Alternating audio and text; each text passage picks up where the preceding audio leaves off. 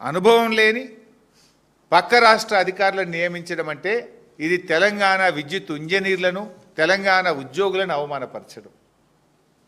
అట్లే జెన్కోలో ఇదైతే ఇంకా చాలా నేను కూడా ప్రత్యక్ష సాక్షిని ఆ రోజు ఉద్యమంలో.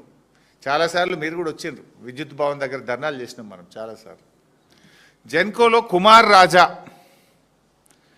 ఈయన సమైక్యవాది. ఆనాడు విద్యుత్తు రంగ కార్మికులు పెద్ద ఎత్తున ఉద్యమం చేసేవాళ్ళు తెలంగాణ కోసం. చేసేటప్పుడు ఓసారి విద్యుత్ భవన్ దగ్గర మేము కూడా పోయినాం, ధర్నాలు చేస్తుండే. అప్పుడు ఈయన కుమార్ రాజా ఆనాడు మన ఉద్యోగులను అవమానపరిచేవాడు. ఆనాడు మన ఉద్యోగులను హెకిల్ చేసినాడు. ఏం తెలంగాణ వస్తుందా, నువ్వేం తెలంగాణ అని హెకిల్ చేస్తూ అవమానపరిస్తే గాయపడ్డ తెలంగాణ విద్యుత్ ఉద్యోగుల హృదయం గాయపడి ఆ రోజు ఈయనను తరిమి తరిమి కొట్టింది. జలసౌదలో తెలంగాణ ఉద్యమాన్ని అవమానపరిస్తే ఎక్కడొస్తే తెలంగాణ రానే రాదు అని మన తెలంగాణ ప్రజలను ఉద్యమాన్ని త్యాగాలను అవమానపరిచే విధంగా మాట్లాడినటువంటి కుమార్ రాజాను తెలంగాణ విద్యుత్ జేఏసీ ఆ రోజు తరిమి తరిమి కొట్టింది.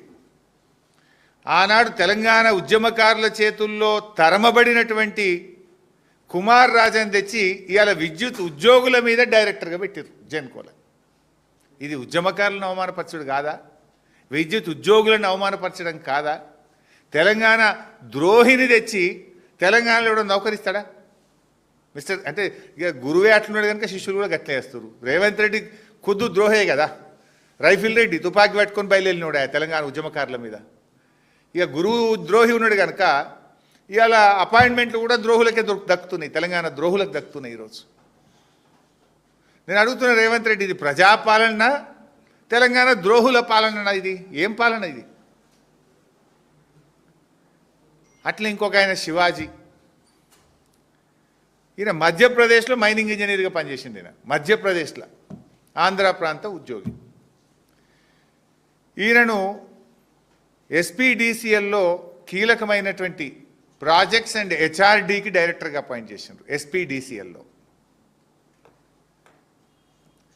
ఇవాళ ఎస్పీడీసీఎల్లో ఈ శివాజీ గారిని ప్రాజెక్ట్స్ అండ్ హెచ్ఆర్డీకి డైరెక్టర్గా అపాయింట్ చేసిండ్రు. ఈయనకు విద్యుత్తు మీద కనీస అవగాహన లేని వ్యక్తి, సాంకేతిక నైపుణ్యం లేదు.